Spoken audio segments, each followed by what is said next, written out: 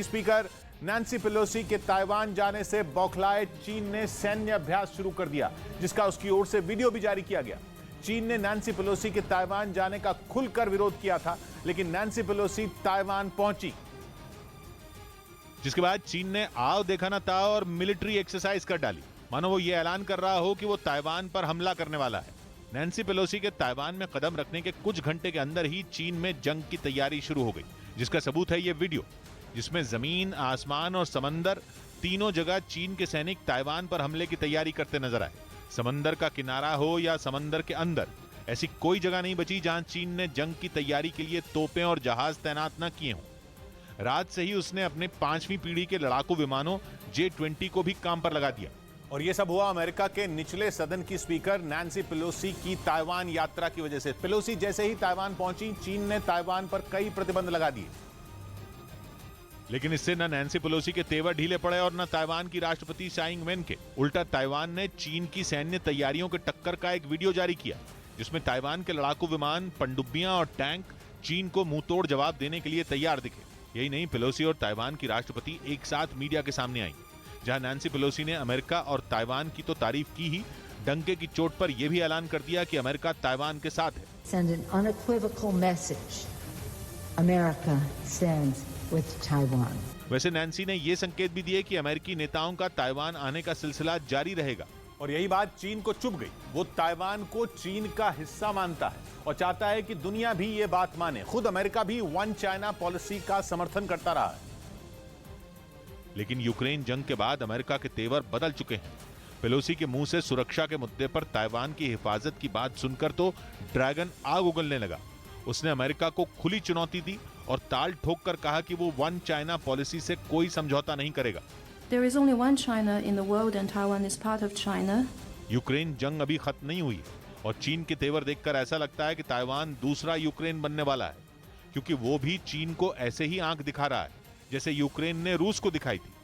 बड़ी बात यह कि इस बार भी अमेरिका बीच में है, जो वन चाइना पॉलिसी का विरोध तो नहीं कर रहा, लेकिन समंदर में सुरक्षा और ताइवान में शांति के नाम पर चीन को घेर रहा है।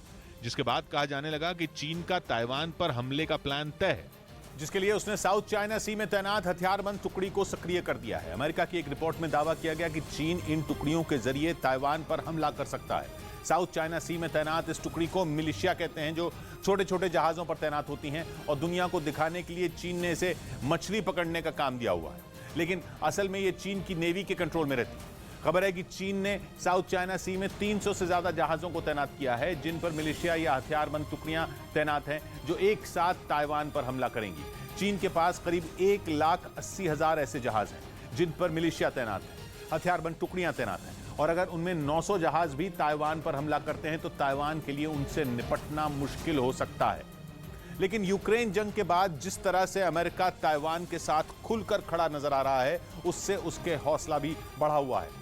ताइवान ने खुलकर कहा कि वो जंग नहीं चाहता, लेकिन अगर चीन ने हमला किया तो वो मुंह तोड़ जवाब देगा। मतलब यह कि अमेरिका का साथ मिलने के बाद ताइवान की हिम्मत बढ़ गई है, वो 7वें आसमान पर है। खबर तो यह भी है कि ताइवान ने अपनी सेना को अलर्ट कर दिया है। उसने मिलिट्री एक्सरसाइज का जो वीडियो जारी किया, वो तो उसकी छोटी सी एक झलक है। वैसे जानकारों की माने तो ताइवान का साथ देकर अमेरिका ने चीन को ऐसे चक्रव्यूह में फंसा दिया है जिसे भेदना उसके लिए आसान नहीं होगा।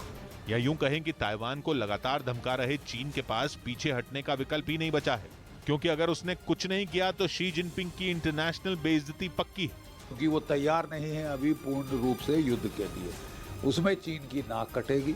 एक्सपर्ट मानते हैं कि ताइवान को केवल चीन नहीं, अमेरिका ने भी नाक का मुद्दा बना लिया है। और इसीलिए अमेरिकी राष्ट्रपति जो बाइडेन ने नैन्सी के जरिए चीन से खुलकर बोल दिया कि ताइवान की सुरक्षा का जिम्मा अमेरिका का है।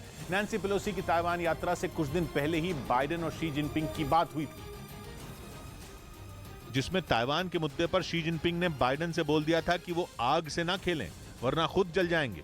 दोनों नेताओं की फोन पर हुई यह बातचीत 2 घंटे से ज्यादा चली थी, जिसके बाद अमेरिका और चीन की दुश्मनी की आग और तेज हो गई, क्योंकि ताइवान पर जो बाइडेन ने अपनी कही और शी जिनपिंग ने अपनी।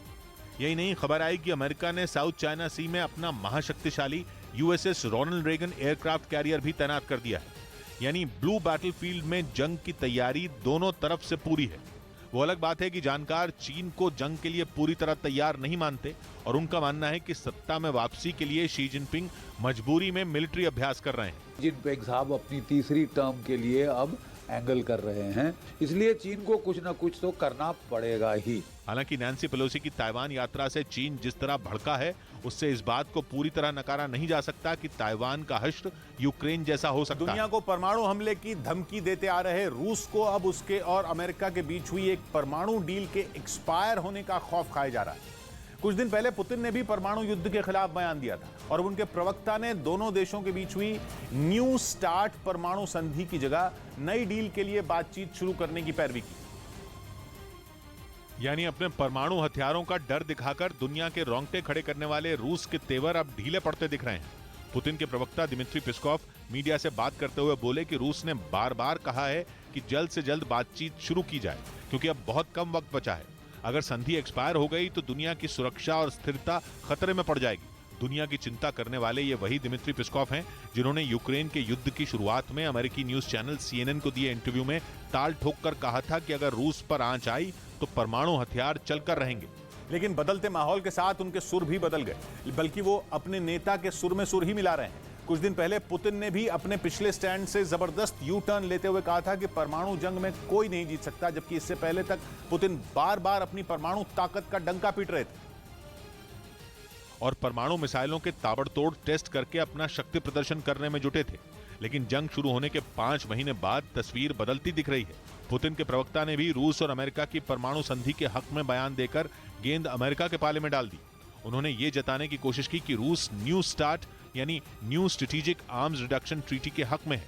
न्यू स्टार्ट संधि अमेरिका और रूस के बीच हुआ ऐसा सुरक्षा समझौता है जो कि दोनों देशों के परमाणु हथियारों पर कुछ लिमिट लगाता है। यहां तक कि संधि में लिमिट को लागू करने के लिए हथियारों की ऑन साइट इंस्पेक्शन का भी प्रावधान है। 2011 में यह संधि हुई थी जो कि फरवरी 2026 में खत्म हो रही है। रूस को इसी तारीख का डर है। उसे लग रहा है कि कहीं नई डील होने से पहले ही न्यू स्टार्ट संधि खत्म न हो जाए, क्योंकि नया समझौता करने के लिए दोनों देशों के बीच लंबी चौड़ी बातचीत चलेगी। कई पेचीदा मसलों का हल निकाला जाएगा और फिर संधि को अमल में लाने की प्रक्रिया में भी वक्त लगेगा। इसलिए रूस न्यू स्टार्ट संधि पर बातचीत शुरू करने के लिए बोल रहा है, लेकिन उसको यह संधि तब याद आई जब बाइडेन ने यह मुद्दा उठाया। 2 दिन पहले बाइडेन ने कहा था कि अमेरिका संधि को रिप्लेस करने के लिए बातचीत करना चाहता है, लेकिन रूस को भी यह दिखाना चाहिए कि वो अमेरिका के साथ काम शुरू करने को तैयार है। यानी अमेरिका ने पहले ही अपना दांव खेल दिया था, उसके बाद रूस एक्शन में आया। लेकिन रूस सिर्फ मीठी मीठी बातें करके नरम पड़ते हुए दिखना नहीं चाहता। इसलिए जहां बाइडेन की बात पर पुतिन के प्रवक्ता हामी भरते दिखे, तो रूस के विदेश मंत्री ने बाइडेन पर तीखे शब्दों के बाण चला दिए। सर्गेई लावरोव ने कहा कि माइक पर ऐलान करने के बाद भूल जाना अमेरिका की आदत बन गई है। अमेरिका ने न्यूक्लियर डील पर बात शुरू करने के लिए हमसे संपर्क तक नहीं किया है। वैसे एक बात तो साफ है कि भले ही यूक्रेन के युद्ध की वजह से रूस और अमेरिका आमने सामने हो, लेकिन तब भी वो एक दूसरे के परमाणु हथियारों पर लगाम लगाने के लिए बातचीत की कोशिश में दिख रहे हैं।